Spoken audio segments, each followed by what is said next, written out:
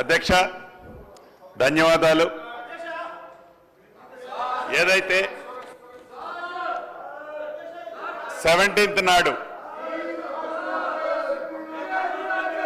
18th నాడు ఈ సభలో రాష్ట్రాల్లో ఉన్న లక్షలాది మంది రైతన్నలకి భూములున్న రైతులకి ఒక భరోసా కల్పించే దాంట్లో భాగంగా సాధించుకున్న తెలంగాణ రాష్ట్రంలో ఆనాటి ప్రభుత్వంలో ధరణి ద్వారా కానీ 2020 చట్టం ద్వారా కానీ ఏదైతే రైతుల ఇబ్బంది కలిగిందో, ఏదైతే నష్టం కలిగిందో దాన్ని 2024 భూభారతి తెలంగాణ చట్టం ద్వారా సవరించే అంశాన్ని తమర అనుమతితో 17వ తారీఖు ఈ నెల ఇదే సభలో బిల్లు ప్రవేశపెట్టడం జరిగింది. అధ్యక్ష, ఆ రోజు కొన్ని అంశాలు మీ ద్వారా ఈ సభలో ఉండే సభ్యులతో పాటు రాష్ట్రంలో ఉండే లక్షలాది మంది భూములున్న రైతన్నలకు అభద్రతలో ఏదైతే ఉన్నారో వారికి ఒక భరోసా కల్పించే ఈ కొత్త చట్టాన్ని, ఈ దేశానికే ఒక రోల్ మోడల్గా ఉండే చట్టాన్ని తేవటం జరిగింది. అధ్యక్ష, దాంట్లో మొన్న కొన్ని అంశాలు తమ ముందు ఉంచలేకపోయాను. అధ్యక్ష, ఈ దేశానికి కానీ మన రాష్ట్రానికి కానీ సంబంధించి ఒక్కసారి గత చరిత్రను పరిశీలిస్తే భూమి కోసం, భుక్తి కోసం వేలాది పీడిత రైతులు, కూలీలు పాల్గొన్న తెలంగాణ సాయుధ పోరాటం చరిత్రలో చరిత్రాత్మకంగా ఘట్టం. అధ్యక్ష, అదే రకంగా ఈ ఘట్టానికి, ఈ ఉద్యమానికి ప్రధానమైన కారణం నిజాం కాలం నాటి భూ సమస్యలు, నిజాం సంస్థానంలోని ఉద్యోగులు, జాగీర్దారులు, దేశముఖులు, దేశ పాండ్యులు లాంటి భూస్వాములంతా అధికార దర్పంతో, ఆనాటి ప్రభుత్వం ఏదైతే అధికార దర్పంతో ధరణిని 2020 చట్టాన్ని తీసుకొచ్చి ప్రజల నెత్తిన రుద్దిందో, అటువంటి చట్టాన్ని గతంలో నిజాం నవాబు కంటే ముందు కూడా అదే పద్ధతి ఉండేది. అధ్యక్ష, అదే రకంగా ఈ ధరణి సమస్యలు పరిష్కరించలేకపోవటం, క్షేత్రస్థాయిలో బాధితుల బాధను అర్థం చేసుకోకపోవటం, ధరణిలో ఎలాంటి సమస్యలు కూడా లేవని బుకాయించడం అనేది ఆనాటి ప్రభుత్వం మనం ప్రత్యక్షంగా చూశాం. అధ్యక్ష, తప్పు ఒకరిది, శిక్ష మరొకరిది. తప్పు చేసింది దొరవారు, శిక్ష అనుభవించింది మాత్రం అమాయక ప్రజల. అధ్యక్ష, తప్పు ఒకరిది, శిక్ష మరొకరిది అన్నట్లుగా అనాచితంగా రాత్రికి రాత్రే గడిల మధ్య చట్టం చేసి తప్పు చేసింది ఆ దొరవారు, కానీ శిక్ష అనుభవించింది మాత్రం గ్రామీణ ప్రాంతంలో ఉండే సామాన్య భూములున్న పేద రైతుల. అధ్యక్ష, అదే రకంగా ఎలా ఇబ్బంది పడ్డారో ఒక ఎగ్జాంపుల్ ఈ వేదిక ద్వారా మీ పర్మిషన్ తో చెప్పదలుచుకున్నాను. అధ్యక్ష, సిద్దిపేట జిల్లా మీరుదొడ్డి మండల కేంద్రానికి చెందిన మధ్యల కృష్ణయ్య అనే దళిత రైతు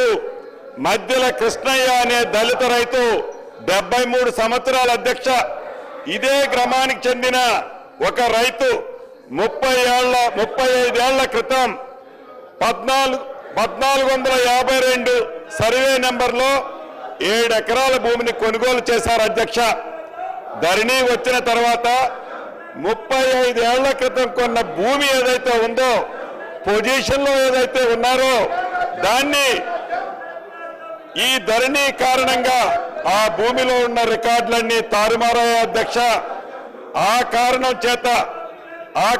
చేత జనవరి 22వ తారీఖు 2023 నాడు మధ్యల కృష్ణయ్య గారు 73 సంవత్సరాల వయసున్న మధ్యల కృష్ణయ్య గారు ఆ బాధను తట్టుకోలేక ఆత్మహత్య చేసుకున్నారు. అధ్యక్ష, ఇది అంటే ఇటువంటి కృష్ణయ్య గారు లాంటి వాళ్ళు కొన్ని వేల మంది బాధితులు ఈ చట్టం ద్వారా, నాటి చట్టం ద్వారా ప్రత్యక్షంగా నష్టం కలిగింది అని తమరికి ఈ వేదిక ద్వారా తెలియజేస్తున్నాను అధ్యక్ష. మనం చిన్నప్పుడు చదువుకున్నాం. ఒక పిట్ట కథ మీకు చెప్పాల్సిన అవసరం ఉంది అధ్యక్ష. 2 పిల్లులు రొట్టె కథ ఈ ధరణిలో ఉంది. ఏదైతే 2 పిల్లుల మధ్య ఒక రొట్టె కథ గ్రామీణ ప్రాంతాల్లో కథలుగా చెప్పుకుంటారు అధ్యక్ష. ఆ కథ ఏంటంటే, ఒక రొట్టె ముక్క, 2 రొట్టె ముక్కలు ఉంటాయి అధ్యక్ష. ఆ రొట్టె ముక్కలో ఒక పిల్లి ఆ సైజ్ ఎక్కువ ఉందని, ఇంకొక పిల్లి ఈ సైజ్ ఎక్కువ ఉందని కోతి పంచాయతీ చేస్తుంది అధ్యక్ష. చివరికి 2 పిల్లుల్ని కాదని ఆ 2 రొట్టె ముక్కలని ఆ కథలో కోతి తిన్నట్లే ఈ ధరణి కాన్సెప్ట్ ని పెట్టి తెలంగాణ రాష్ట్రంలో ఉండే దళిత, గిరిజన, మైనారిటీ, బీసీల వేలాది ఎకరాల భూములని ఆనాటి పెద్దలు కోతి సామెతలాగానే తన్నుకుపోయారు అధ్యక్ష. ఈ ధరణిని పెట్టి అదే రకంగా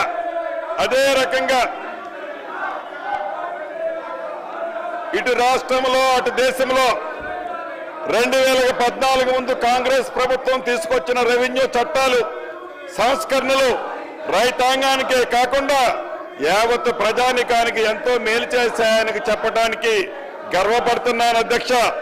అదే నిబద్ధత, అదే ఆశ, అదే ఆశయాలతో ప్రతిష్టాత్మకంగా ప్రవేశపెట్టిన ఈ భూభారతి 2024 రెవెన్యూ చట్టం నిజమైన ప్రజల చట్టం.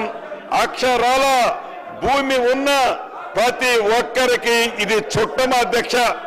అంతేకాదు, దేశ చరిత్రని సరికొత్త సంస్కరణలతో లిఖించిన 3 వ్యక్తుల గురించి ఇక్కడ చెప్పుకోవాలి అధ్యక్ష. అదృష్టవశాత్తు ఈ సంస్కరణలన్నీ చేసింది తెలంగాణ బిడ్డలే కావటం మరొక విశేషం. భూ కమతాల పరిమితి చట్టం తెచ్చిన నాటి ముఖ్యమంత్రి, తెలుగు ప్రధాని శ్రీ పివి నరసింహరావు గారు కౌలు రైతులకు మేలు చేసే విధంగా కౌలు రక్షిత చట్టం తీసుకొచ్చిన నాటి ముఖ్యమంత్రి శ్రీ బూర్గుల రామకృష్ణారావు గారు, అదే విధంగా జాగీర్ల రద్దుతో కీలకంగా వ్యవహరించిన మాజీ ఉప ముఖ్యమంత్రి కొండ రెడ్డి గారు అని ఇక్కడ చెప్పాలి. ఇప్పుడు వారి అడుగుజాడల్లో అధ్యక్ష, ఇది ఏమి